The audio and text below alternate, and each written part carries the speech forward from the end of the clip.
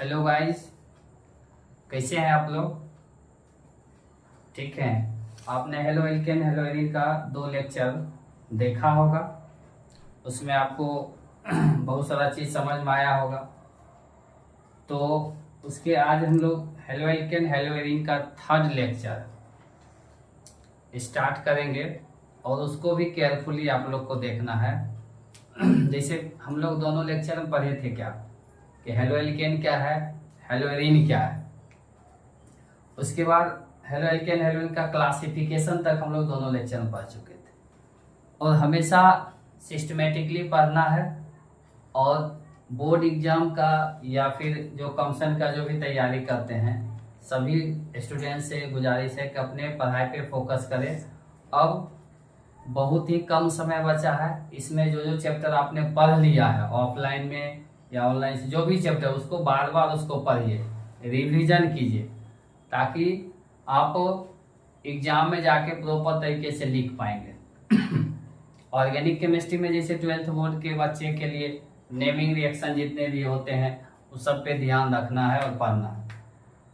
पिछले क्लास में हम लोग पढ़े थे classification of halo alkane hello arene, जिसमें हम लोग बताए थे कि सबसे पहला जो क्लासिफिकेशन था नंबर ऑफ हेलोजन एटम के अकॉर्डिंग, सेकेंड जो था हाइब्रिडाइजेशन के अकॉर्डिंग था।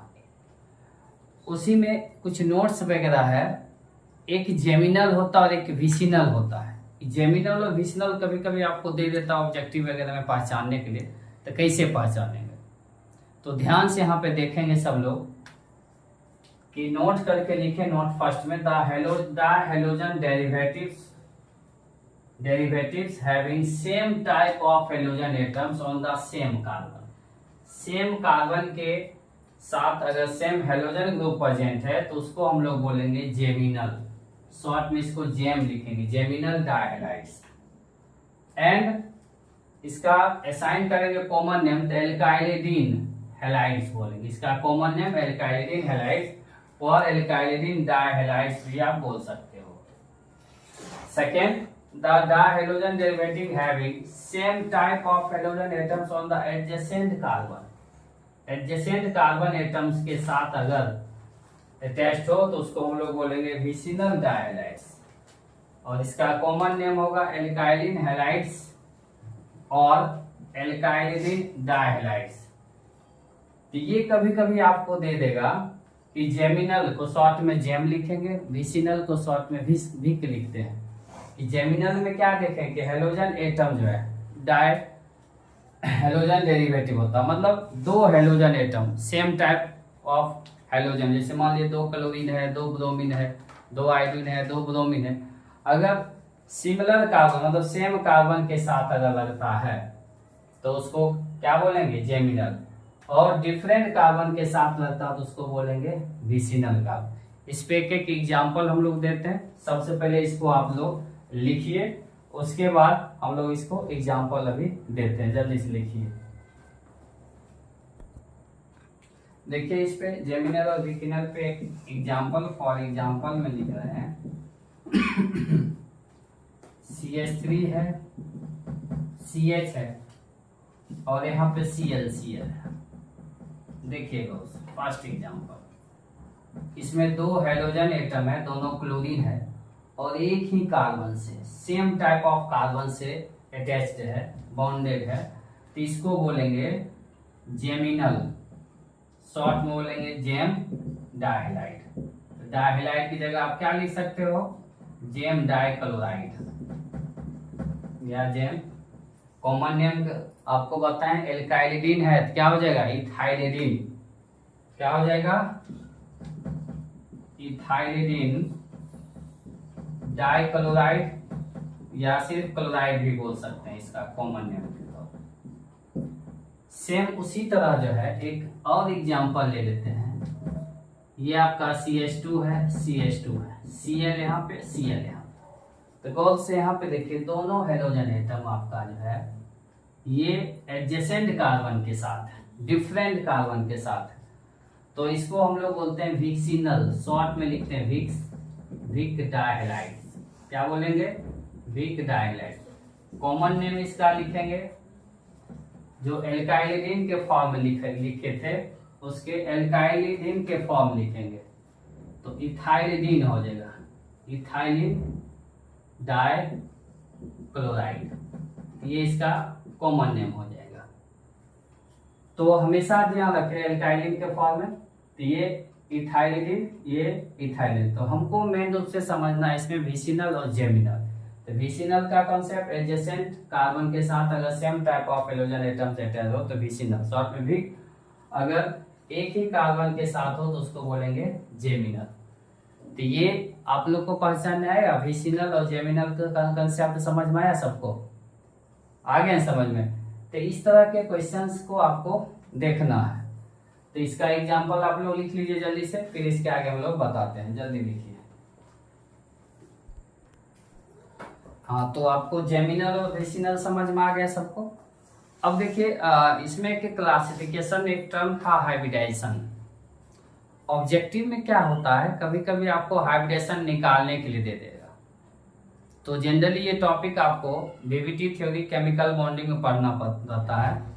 तो बहुत सारे बच्चे ऐसे होते हैं जो 11th में ध्यान देते ही नहीं, पढ़ते ही नहीं, डायरेक्ट 12th में आएंगे पढ़ेंगे।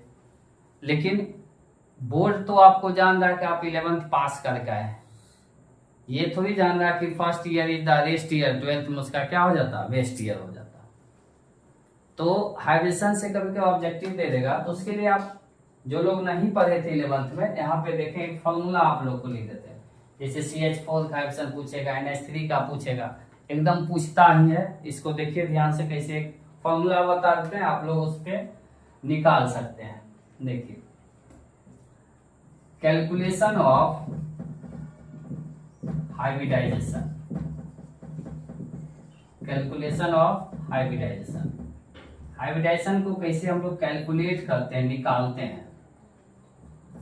तो ये मेथड्स हैं, कुछ मेथड जिसको आपको जानकारी रखना है। फर्स्ट मेथड इसका है, फर्स्ट मेथड में अगर आपको स्ट्रक्चर बनाने आता है तो सबसे आसान मेथड होता है हाइब्रिडाइजेशन को शॉर्ट में हम लोग लिख रहे हैं HS, हाइब्रिडाइजेशन इसको पढ़ेंगे। क्या पढ़ेंगे, hybridization. Total number of sigma bonds, total number of sigma bonds, total number of sigma bonds plus total number of lone pair electron, total number of lone pair electron, lone pair electron. इसको आप ध्यान रखेंगे तो आप generally hybridisation आप निकाल सकते हैं इससे। Total number of sigma bonds plus total number of lone pair electron, इससे क्या कैलकुलेट कर सकते हैं, हाइब्रिडेशन आप निकाल सकते हैं। कैसे इसको हाइब्रिडेशन निकाला जाता है। और कुछ चीज जैसे हाइब्रिडेशन में कौन कौन सा ऑर्बिटल ओवरलैप में पार्टिसिपेट करता है। अगर number of orbitals, half fill orbital जो पार्टिसिपेट करेगा, अगर 2 ऑर्बिटल पार्टिसिपेट करेगा तो उसका जो हाइब्रिडेशन होगा sp3, अगर पार्टिसिपेट करेगा तो उसका होगा sp2, 4 अगर करता तो उसका होगा sp3, 5 अगर करेगा तो उसका हो जाएगा sp3d, 6 अगर करता है तो sp3d2 हो जाएगा, 7 अगर करता है तो उसका हो जाएगा sp3d3 हो जाएगा। ठीक है, तो ये सारा चीज उसमें आपको देखना है। अब इसमें क्या करना है, जैसे कि एग्जाम्पल के द्वारा आपको समझा रहे हैं। फॉर एग्जाम्पल में जैसे आपको CH4 का हाइब्रिडेशन निकालना है, इसका निकालना CH4 का, तो हमेशा आप देखें क्वेश्चन जब भी पूछेगा, किसी भी मॉलिक्यूल का पूछेगा तो उसमें सेंट्रल एटम का हाइब्रिडेशन पूछा जाता है, हमेशा सेंट्रल एटम। तो सेंट्रल एटम कैसे सिलेक्ट करते हैं, इन जनरल आप उसको ध्यान रखें। जैसे कोई भी मॉलिक्यूल रहेगा तो उस मॉलिक्यूल में जिस एटम की संख्या, नंबर ऑफ एटम जिसका लेस रहेगा, मतलब कम मात्रा में रहेगा, तो वही आपको रिप्रेजेंट करेगा क्या, सेंट्रल। जैसे इसमें कार्बन और हाइड्रोजन, कार्बन के एटम कितना 1 और हाइड्रोजन कितना 4, तो कौन सा कम है, कार्बन, तो कार्बन हो जाएगा इसका central atom. Hydrogen generally side atom होता है। देखिए ये आपका हो गया स्ट्रक्चर हो गया किसका, CH4 का। अब देखिए इसमें आपको कार्बन का हाइब्रिडेशन आपको निकालना है, कौन सा हाइब्रिडेशन, तो पिछले क्लास में हम लिखे भी थे, अगर एक सिंगल बॉन्ड हो, एक सिंगल बॉन्ड में 1 सिग्मा और 0 पाई। याद कीजिए, दो सिंगल बॉन्ड हो, दो सिंगल बॉन्ड हो तो उसमें 1 सिग्मा 1 पाई, 6 के जैसा दिख रहा है ये सिग्मा, इसको पढ़े 1 सिग्मा और 1 पाई। एक ट्रिपल बॉन्ड अगर हो जाए तो उसमें जो होगा 1 सिग्मा और 2 पाई हो जाएगा। इसको एकदम बताए थे, लिखाए भी थे आप लोग को, फिर से हम लिख दे रहे हैं ताकि उसको ध्यान में रखना है। अब देखिए यहाँ पर CH4 में कार्बन का हाइड्रोजन निकालना, देखिए कितना आसान है। हाइड्रोजन इक्वल टू, गौर से यहाँ सब लोग देखिए, total number of sigma bond. तो इस कार्बन के चारों कितने सिंगल बॉन्ड आपको दिख रहा है? 4 सिंगल बॉन्ड दिख रहा है, 4 सिंगल बॉन्ड। तो 1 sigma, 1 single bond contain 1 sigma 0 पाई, तो 4 सिंगल बॉन्ड कंटेन 4 सिग्मा और 0 पाई हो जाएगा। इस तरह से आप निकाल सकते हैं। 4 सिग्मा क्या हो जाएगा? 0 पाई। 4 सिग्मा 0 पाई हो जाए तो इसका हाइड्रोजन, याद कीजिए पिछले क्लास में हम लोग बताए थे क्या होता है इसका, sp3। 4 सिग्मा और 0 पाई हो जाए तो इसका हाइड्रोजन क्या हो जाएगा? sp3। एक तो इस तरह से उस मेथड से बताए थे, और अभी जो फॉर्मूला लिखे हैं ये पिछले क्लास में बताए थे। अभी जो फॉर्मूला लिखे हैं देखिए, इसमें total number of sigma bond कितना दिख रहा है? 4। तो 4 लोन पेयर इसमें कितना है? 0 लोन पेयर, तो 4 आएगा, 4 आएगा। देखिए इसका हाइड्रोजन क्या होता है? sp3 हो जाएगा। तो बहुत सारे मेथड्स हैं जिसके द्वारा आप किसी भी मॉलिक्यूल का हाइड्रोजन निकाल सकते हैं, एकदम आसान सा कौन। कोई आपसे पूछेगा ये जो आपको CH बॉन्ड, इसको कहते हैं बॉन्ड पेयर, और बॉन्ड पेयर को ये पूछे किसे कहेंगे, व्हाट इज बॉन्ड पेयर? तो the number of electron participate in bonding, bonding में जो इलेक्ट्रॉन पार्टिसिपेट करता है उसको बॉन्ड पेयर कहेंगे, और बॉन्डिंग में जो इलेक्ट्रॉन पार्टिसिपेट नहीं करेगा उसको क्या बोलेंगे? Loan pair electron. तो समझ में आया सबको कैसे निकाले? दो और एग्जांपल्स देंगे, पहले आप इसको लिखिए जल्दी से। तो अभी आप लोग को हाइड्रोजन निकालने सिखा रहे थे फर्स्ट मेथड का। फर्स्ट मेथड क्या था? Number of total number of sigma bond plus lone pair. दूसरा एग्जांपल जैसे मान लीजिए आपको सेकेंड एग्जांपल, अमोनिया। अमोनिया का फॉर्मूला होता है NH3। अमोनिया का फॉर्मूला क्या होता है? NH3। इसका हाइड्रोजन निकालना, तो सबसे पहले इसका स्ट्रक्चर बनाएंगे। इसका जो स्ट्रक्चर बनाएंगे ध्यान से देखिए, इसका स्ट्रक्चर देखिए, एक लोन पेयर, यही आपका लोन पेयर है। ये जो दिख रहा है इसी को हम लोग बोलते हैं लोन पेयर या अनशेयर्ड पेयर ऑफ इलेक्ट्रॉन। क्या बोलेंगे? लोन पेयर या अनशेयर्ड पेयर ऑफ इलेक्ट्रॉन। और इसको बोलेंगे बॉन्ड पेयर। इस सबको क्या बोलेंगे? Bond pair of electron. अब इसका हाइब्रिडेशन निकालना। हाइब्रिडेशन के लिए क्या होता है? अभी total number of sigma bond, देखिए इसमें कितना सिंगल बॉन्ड दिख रहा है? 3 सिंगल बॉन्ड, तो 3 सिग्मा प्लस लोन पेयर कितना? 1, तो 3 + 1 कितना हो गया? 4। तो 4 आएगा तो इसका हाइड्रोजन क्या होगा? sp3। एकदम आसान सा कंसेप्ट है। अगर आपको स्ट्रक्चर बनाना था तो स्ट्रक्चर बनाकर उसमें total number of present, total number of sigma bond present in central molecule का देखना। हमेशा सेंट्रल एटम जो होता है इसको कौन सा एटम बोलेंगे? सेंट्रल एटम बोलेंगे। थर्ड एग्जांपल आपको H2O का बहुत बार पूछा हुआ है। ये H2O बॉन्ड बनाने में हमेशा ध्यान रखने वैलेंस इलेक्ट्रॉन का यूज होता है। ये देखिए आपका H2O का स्ट्रक्चर। अब इसका हाइड्रोजन निकालना, तो 2 आपका हो गया ये सिंगल बॉन्ड और 2 लोन पेयर हो जाएगा, तो 4 इसका भी आ जाएगा। ये इसका भी हाइड्रोजन क्या हो गया? sp3। तो अभी देखें विदाउट लोन पेयर वाला बनता है और विथ लोन पेयर वाला बनता है। तो आपको यहाँ पे अमोनिया का आ गया sp3, H2O का आ गया sp3, सबका sp3। अब इसमें क्या है? उसी में आपको पढ़ना था BSc-PR थ्योरी, लेकिन अभी इसको हम लिख देंगे H2O का पूछा हुआ क्वेश्चन है, ज्योमेट्रिकल शेप पूछ देता है। क्या पूछ देता है? ज्योमेट्रिकल शेप क्या होगा इसका। तो इसको जल्दी से आप लोग लिखिए, फिर उसके बाद इसका ज्योमेट्रिकल शेप ऐसे इधर जगह है, इधर हम लिखते हैं, ध्यान दीजिए, यहाँ से दिख ही रहा होगा, इधर हम लोग लिखते हैं। CH4 का जो ज्योमेट्रिकल शेप होता है इसका होता है टेट्राहेड्रल, एकदम याद रखिएगा, ऑब्जेक्टिव में पूछेगा। NH3 का जो ज्योमेट्रिकल शेप होता है वो आपका होता पिरामिडल। क्या होता? पिरामिडल।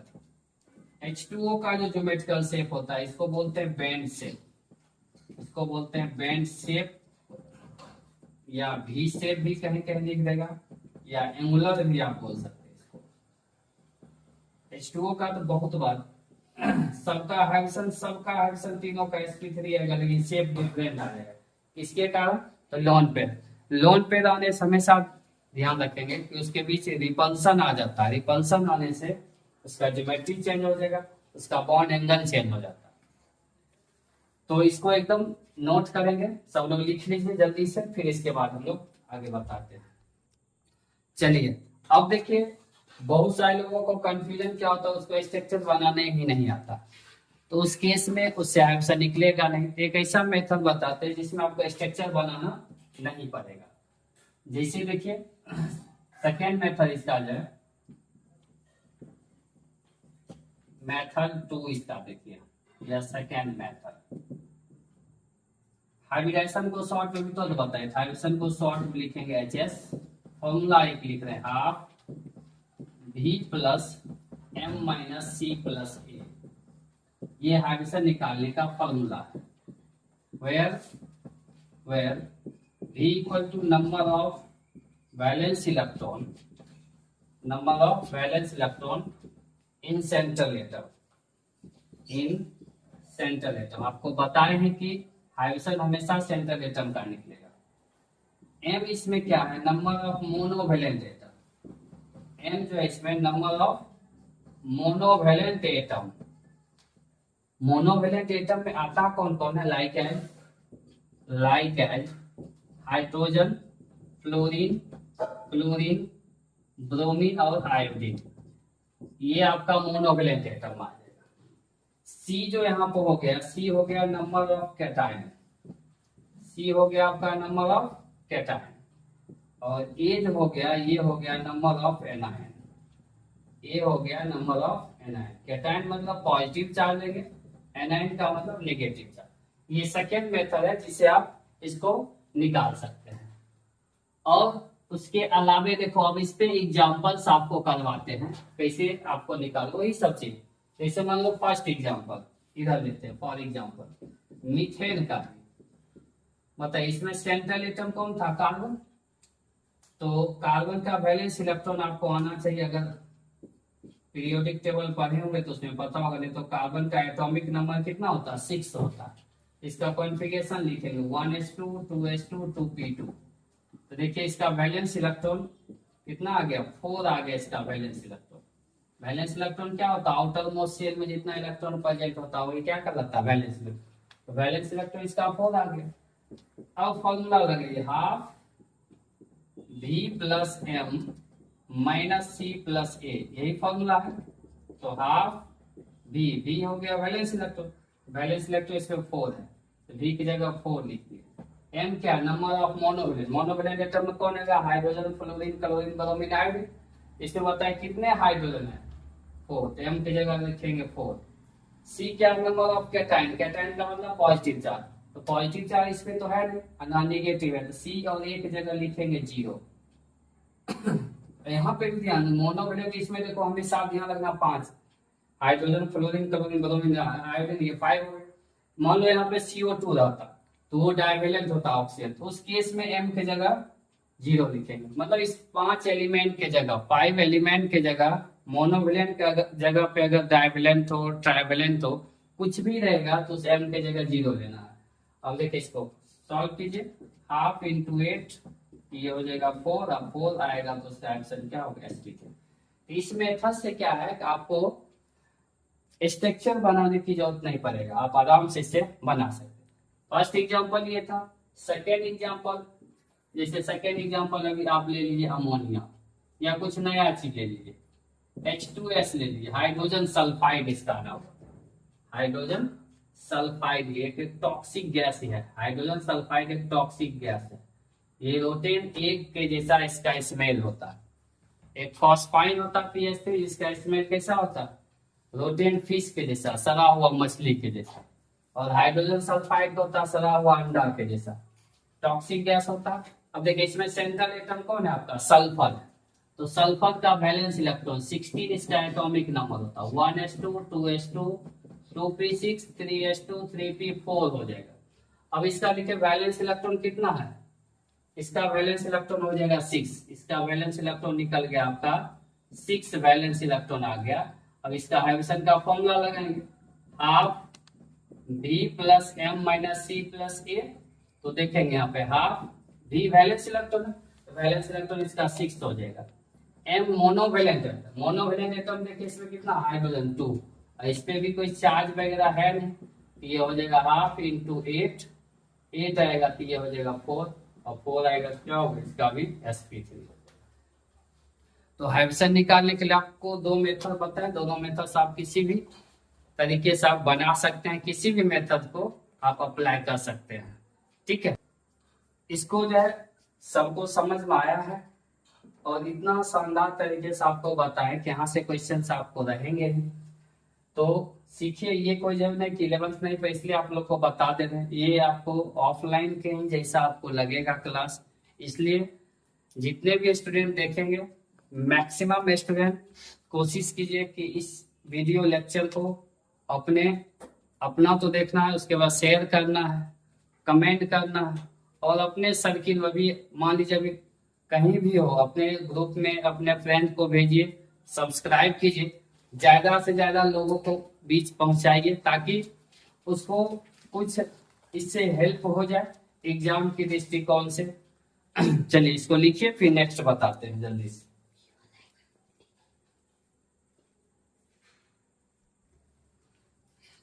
तो हाइड्रोजन निकालने के लिए आप लोग को सबको आ गया कैसे निकालते हैं, तो इस चीज को आपको ध्यान रखना है कि इस पे और ज्यादा से ज्यादा आप क्वेश्चन का प्रैक्टिस करें। क्वेश्चन का प्रैक्टिस करने से क्या होगा, तब जाके आपको सुविधा मिले। इसमें और एक कैटायन और एनायन वाला आपको बता देते हैं, तो पहले इसको आप लिखिए जल्दी से। चलिए कैटायन से रिलेटेड आपको बताते हैं एग्जाम्पल, थर्ड एग्जाम्पल। तीसरा एग्जाम्पल ले लीजिए आप, अमोनियम आयन NH4+, इसमें भी सेंट्रल एटम आपका क्या है, नाइट्रोजन है, नाइट्रोजन का atomic number 7, 1s2 2s2 2p3। देखिए इसका वैलेंस इलेक्ट्रॉन आ गया आपको 5। फॉर्मूला क्या अभी बताए थे, बोलिए आप लोग सब लोग, half v plus M minus C plus A, जिसमें इसका हाफ v क्या था, valence electron in central atom या ऑन सेंट्रल एटम, m क्या था, number of monovalent atom, monovalent में कौन कौन आता है, hydrogen fluorine chlorine bromine iodine, हमेशा ध्यान रखना। c क्या था, number of cation, cation means positive charge, a क्या, number of anion, anion means negative charge. अब देखिए वैलेंस इलेक्ट्रॉन इसमें कितना 5 प्लस m मोनोवैलेंट इसमें कितना हाइड्रोजन आपको दिख रहा 4। अब इसमें देखिए 1 पॉजिटिव चार्ज है, तो c के जगह 1 लिखेंगे, निगेटिव चार्ज है नहीं 0 एक जगह, हाफ इंटू हो जाएगा 5 प्लस 4 9 माइनस 1 8, ये हो जाएगा आपका 4 आएगा, तो कौन सा ऑप्शन हो गया sp3 देखिए। तो कैटायंस वाला भी आपको आ गया। उसके बाद एक एनायंस का देखिए, CO3 2 माइनस है, CO3 आपका 2 माइनस है, इसमें भी सेंट्रल एटम कौन है, कार्बन है। तो कार्बन का भी देखेंगे वैलेंस इलेक्ट्रॉन चेंज होता है हमेशा, ध्यान रखिए इसका कार्बन का।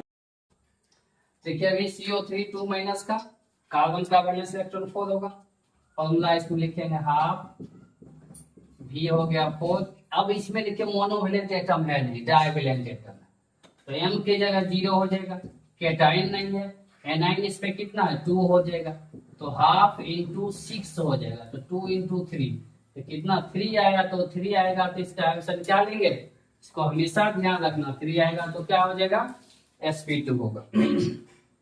तो आपको न्यूट्रल एटम का बता दिए, कैटायन और एनायन का बता दिए, और कुछ इस पे प्रैक्टिस कर लेना है। Find hybridization HS, find hybridization first में आपको दे दिए, जैसे H2O हो गया, दूसरा SF4 है, तीसरा SO2 या SO2 ले लीजिए, फोर्थ में आपको PCl5 5 दे देते हैं, SF6 6 देते हैं, IF7। इस सब पे आपको प्रैक्टिस कर लेना है। 7 में आपको मान लीजिए CNO O4 माइनस है। 8 में आपको कुछ और कंपाउंड जैसे मान लीजिए फॉस्फोनियम है, PH4 प्लस हो जाएगा। 9 में आपको प्रैक्टिस के लिए आपको दे देगा NO2 प्लस है, NO2 प्लस। 10 में आपको दे देगा NO2, NO3 माइनस दे देगा आपको। तो ये इस क्वेश्चन पे आपको प्रैक्टिस कर लेना है, हाइड्रोजन निकाल लेना।